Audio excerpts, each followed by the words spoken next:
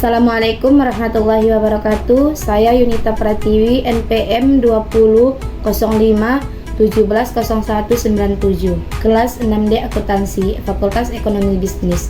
Di sini saya menjelaskan laporan keuangan dan laporan audit. Laporan keuangan adalah laporan yang berisi pencatatan uang atau transaksi maupun kas yang terjadi dalam bisnis, baik transaksi pembelian maupun penjualan, dan transaksi lainnya yang memiliki nilai ekonomi dan moneter. Ada jenis laporan keuangan yaitu 1 laporan laba rugi, bertujuan untuk memperjelas kondisi perusahaan dalam periode tertentu agar kemudian pemilik usaha dapat menggunakan sebagai bahan evaluasi. 2 laporan arus kas, membantu memahami arus masuk keluarnya uang. Arus kas masuk dapat kita lihat dari hasil operasional, pendanaan, dan pinjaman. 3 laporan perubahan modal, digunakan untuk mengetahui besarnya perubahan modal beserta penyebabnya. 4 laporan neraca. Neraca dapat kita sebut sebagai catatan posisi keuangan yang menyajikan informasi seputar aset, kewajiban, dan modal dalam satu periode secara menyeluruh. 5 catatan atas laporan keuangan, berisi informasi tambahan mengenai kondisi perusahaan, termasuk memaparkan penyajian dan menganggap inkonsisten di dalamnya. Adapun fungsi laporan keuangan: 1.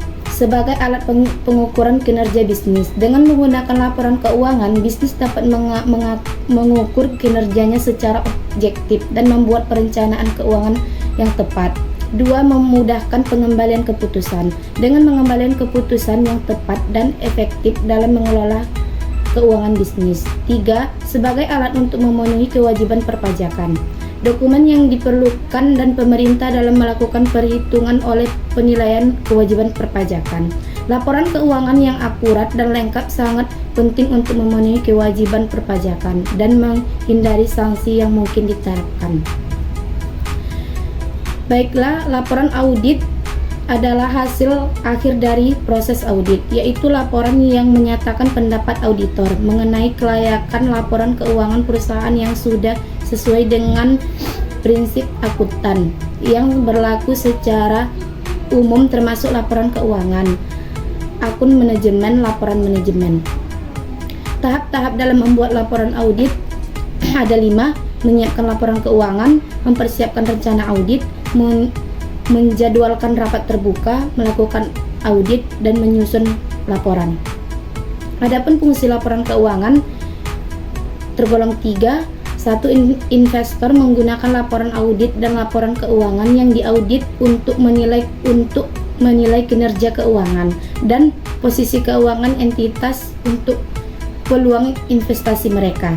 2. Badan pemerintah menggunakan laporan audit dan laporan keuangan untuk menilai kelengkapan dan keakuratan laporan pajak. 3. Pemegang saham dan dewan direksi menggunakan laporan audit untuk menilai integritas manajemen dan transportasi laporan keuangan. Sekian pembahasan dari saya akhiri. Assalamualaikum warahmatullahi wabarakatuh.